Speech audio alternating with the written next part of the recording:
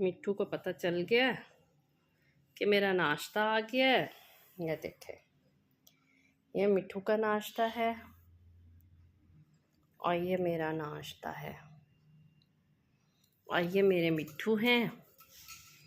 देखना आप, इसको कितनी खुशी होती है ना कि मामा मेरे साथ ही नाश्ता करती हैं। इतनी कोई खुशियाँ होती हैं ना, इतनी इतनी इतनी इतनी खुशियाँ होती हैं ना।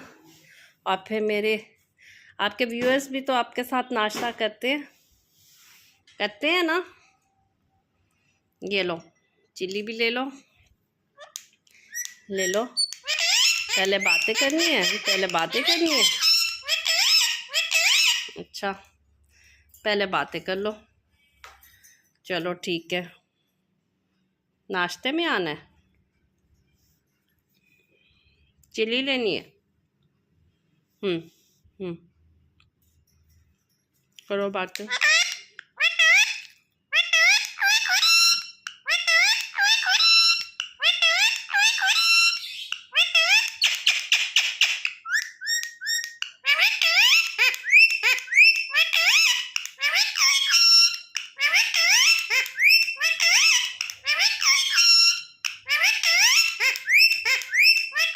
उसका बस नहीं चल रहा, मेरे हाथ के अंदर ही घुस जाए। चलो जी, तो आप इतने शर्मा के ना बोले।